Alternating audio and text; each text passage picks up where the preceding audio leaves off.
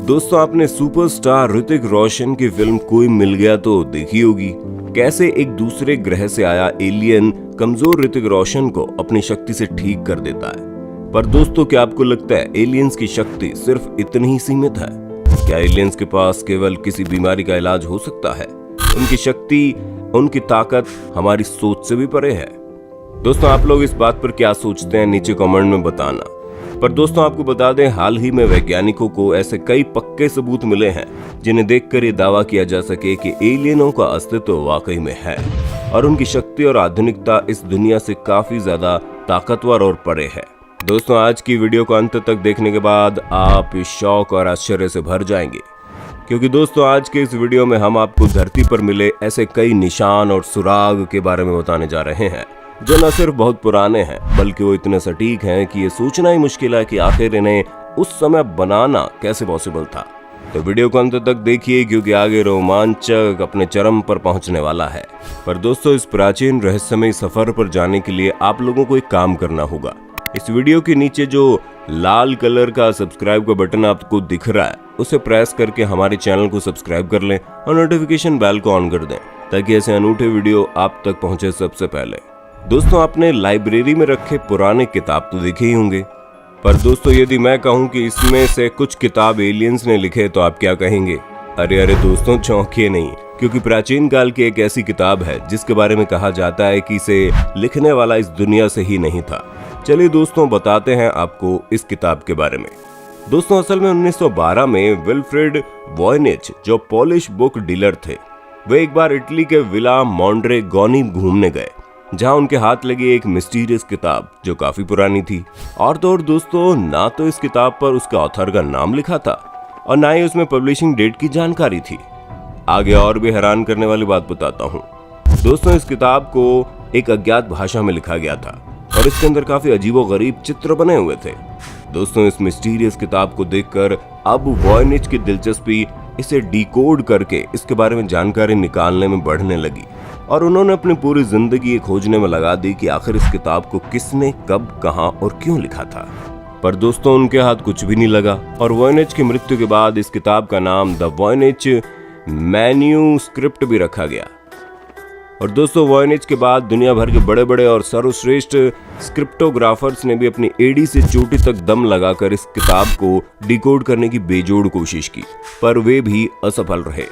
दोस्तों, एक्सपर्ट्स इसके मुताबिक इस किताब में जो कुछ भी लिखा था वो एक कोड के रूप में लिखा था, और ये तक कि आज के आधुनिक और बेस्ट क्रिप्टोग्राफिक कंप्यूटर तकनीक भी इस किताब के रहस्यों की गुत्थी सुलझा नहीं सकी और ये किताब प्राचीन काल की एक बहुत बड़ी मिस्ट्री बनकर रह गई। दोस्तों, कई एक्सपर्ट्स का तो ये भी मानना है कि इस किताब को किसी ने बस यूं ही लिख दिया है और इसके पीछे कोई रहस्य है ही नहीं। पर दोस्तों, जब इस किताब का साइंटिफिक और माइक्रोस्कोपिक टेस्ट किया गया तो साइंटिस्ट को पता चला कि इस किताब के चित्र और अक्षर जिस रंग से लिखे गए हैं वो प्राचीन काल का सबसे महंगा रंग था, और इस किताब के पन्नों को जिस चमड़ी से बनाया गया था वो भी काफी हद तक अलग थी। और दोस्तों, इन सब चीजों से एक बात सिद्ध हो गई कि इस किताब को किसी ने यूं ही नहीं लिखा था और इसके लेखक ने पूरे दिल रूह से इस किताब को लिखा था। दोस्तों, और आगे की साइंटिफिक रिसर्च और रेडियो कार्बन माइंड डेटिंग से पता चला कि इस किताब में कुल 260 पन्ने थे और इसे 14वीं शताब्दी के आरंभ में लिखा गया था। और दोस्तों, इस किताब में औरतों और कई ऐसे पेड़ पौधों के चित्र थे जो रियल वर्ल्ड और लाइफ से काफी अलग थे। और तो और दोस्तों, कुछ चित्र इलिस्ट्रेशन ऐसे थे जिन्हें सिर्फ माइक्रोस्कोप से ही देखा जा सकता था। पर दोस्तों, जरा आप ही सोचिए, ये कैसे संभव था? क्योंकि माइक्रोस्कोप और टेलीस्कोप का आविष्कार उस किताब के लिखे जाने के 200 साल बाद हुआ। क्यों दोस्तों, है ना हैरान करने वाली बात? पर दोस्तों, इस हैरानी का सफर यहीं पर खत्म नहीं होता। जी हाँ दोस्तों, इस किताब में एक और हैरान करने वाली बात ये थी कि इस किताब के किसी भी पन्ने पर एक छोटा सा भी करेक्शन या छोटी सी भी मिस्टेक नहीं थी, और साथ ही साथ इसके 6 पन्नों के फोल्ड आउट पर बनी ये खूबसूरत इलिस्ट्रेशन इस किताब को एक परफेक्ट मिस्ट्री बनाती है। दोस्तों, एक्सपर्ट का तो ये भी कहना है कि इस किताब को जिस किसी ने भी लिखा है, शायद वो ये नहीं चाहता था कि इस किताब के सीक्रेट सबको पता चले, और इसीलिए उसने ये किताब एक रहस्यमय कोड की भाषा में लिख डाली। और कुछ एक्सपर्ट्स का तो ये भी मानना है कि इस किताब की भाषा इतनी ज्यादा प्राचीन है कि हम उस भाषा के अस्तित्व को ही भुला चुके हैं। दोस्तों, आपको क्या लगता है इस किताब की मिस्ट्री में इन दोनों में से कौन सा तथ्य सच हो सकता है और क्यों? हमें नीचे कमेंट बॉक्स में बताइए। दोस्तों, आज इस वॉयनेज मैन्युस्क्रिप्ट को न्यू हेवन के बाइनिका रेयर बुक्स और मैन्युस्क्रिप्ट लाइब्रेरी में रखा गया है और आज तक इस रहस्यमय किताब की मिस्ट्री को कोई सुलझा नहीं सका। दोस्तों, हर साल दुनिया भर से बड़े बड़े और सर्वश्रेष्ठ स्क्रिप्टोग्राफर्स यहाँ आकर इस किताब को डिकोड करने में अपना पूरा दमखम लगा देते हैं, पर फिर भी उनके हाथ कुछ भी नहीं आता सिवाय हार और निराशा के। तो क्यों दोस्तों, क्या आपको भी लगता है इस किताब को लिखने वाला इस दुनिया का नहीं है? खैर दोस्तों, जो भी हो, इस किताब को इतिहास की सबसे मिस्टीरियस किताबों में हमेशा गिना जाएगा। पर दोस्तों, प्राचीन काल में मिले वैलेरियस स्टाइस, जो एक आर्कियोलॉजिस्ट थे, उन्होंने 17 मई 1902 को ग्रीक आइलैंड एंटिकाइथेरा के किनारे जब गोता लगाया तो उन्हें समंदर में 2000 साल पुराना एक रोमन व्यापारिक शिप का मलबा मिलता है। और दोस्तों, उन्हें इस शिप के मलबे के साथ काफी कीमती चीजों से लदा एक बक्सा भी मिलता है, जिसमें तरह तरह के खजाने, शराब की बोतलें और सुंदर व आकर्षक कलाकृतियां रहीं, जिन्हें रोमन, ग्रीक से चीन तक वो अपने साथ ले गए। और दोस्तों, यही नहीं, इन सब कीमती चीजों के साथ उन्हें एक ऐसा यंत्र भी मिला जिसने प्राचीन काल के रिसर्च को एक अलग ही दिशा दे दी और इतिहासकारों की समझ को भी चकरा दिया। दोस्तों, असल में उन्हें एक ब्रॉन्ज से बना एक छोटा सा यंत्र मिला जो तकरीबन 2000 साल पुराना था और उस यंत्र का नाम एंटिकाइथेरा मैकेनिज्म रखा गया। दोस्तों, इस यंत्र की सबसे खास बात थी इसके अंदर लगे हुए 27 गियर्स और स्विचेस, जिसकी फिटिंग काफी सटीक थी। रेडियो कार्बन डेटिंग की मदद से जब साइंटिस्ट ने इसकी जांच की तो पता चला कि इस यंत्र को 2100 साल पहले बनाया गया था। और ये जानने के बाद दुनिया भर के सर्वश्रेष्ठ वैज्ञानिकों तक के होश उड़ गए और वे सब अब इसकी पूरी कुंडली निकालने में जुट गए कि आखिर ये यंत्र है क्या और ये कैसे काम करता है और इसे कैसे बनाया गया था। और दोस्तों, तकरीबन 100 सालों तक दुनिया भर के साइंटिस्ट इस यंत्र के बारे में रिसर्च करते रहे, पर किसी के हाथ भी कुछ नहीं लगा। तो इस यंत्र को ग्रीक की राजधानी एथेंस के एक नेशनल म्यूजियम में सजाकर रख दिया गया। पर दोस्तों, 100 साल गुजर जाने के बाद भी जब टेक्नोलॉजी और ज्यादा विकसित हुई, तब दुनिया भर के अलग अलग क्षेत्र के एक्सपर्ट्स जैसे engineering, archaeology, mechanics, time experts ने मिलकर फिर से इस यंत्र पर रिसर्च करनी शुरू कर दी। पर दोस्तों, इस यंत्र के काफी ज्यादा प्राचीन होने के कारण इस यंत्र को छोटे छोटे भागों में डिसमेंटल करना काफी ज्यादा मुश्किल था और अब वैज्ञानिकों को इसके अंदर देखने के लिए खास एक्सरे मशीन की जरूरत थी। और दोस्तों, तब इस तरह की एक्सरे मशीन केवल इंग्लैंड में थी और उस मशीन के विशाल वजनी साइज के कारण इस मशीन को एथेंस तक लाना आसान नहीं था। और दोस्तों, एथेंस से इस यंत्र को इंग्लैंड ले जाना पॉसिबल नहीं था। इसलिए दोस्तों, फिर उस मशीन को ऑल द वे शिपिंग से एथेंस तक ले जाया गया।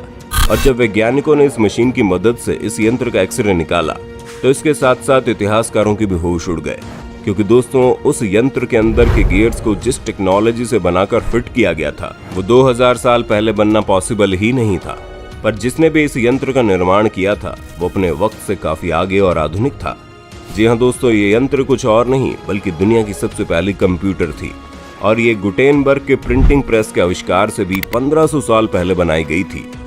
दोस्तों, ये एंटिकाइथेरा मैकेनिज्म मून कैलेंडर पर आधारित थी, यानी एक ऐसा कैलेंडर जो जी मून के मूवमेंट पर आधारित था।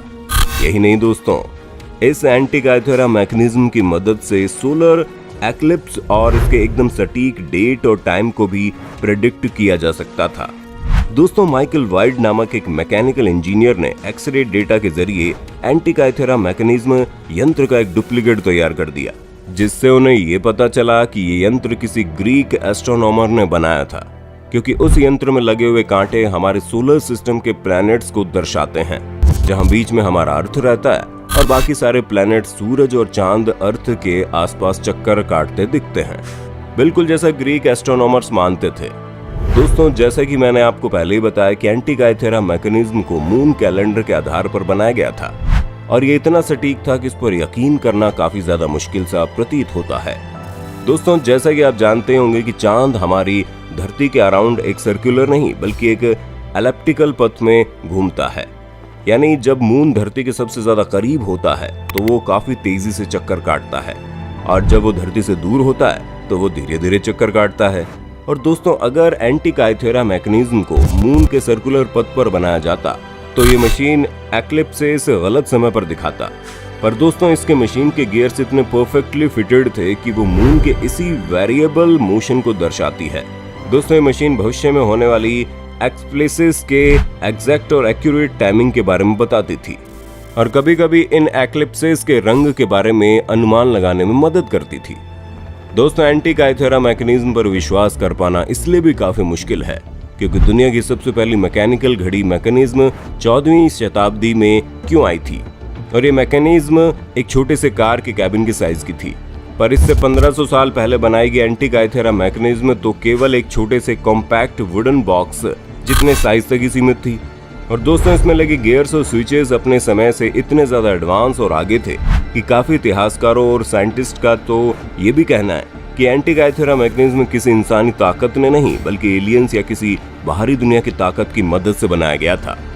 दोस्तों आपको क्या लगता है ये एंटीकाइथेरा मैकेनिज्म क्या सच में एलियंस ने बनाई है या ये किसी इंसानी दिमाग का एक करिश्मा है?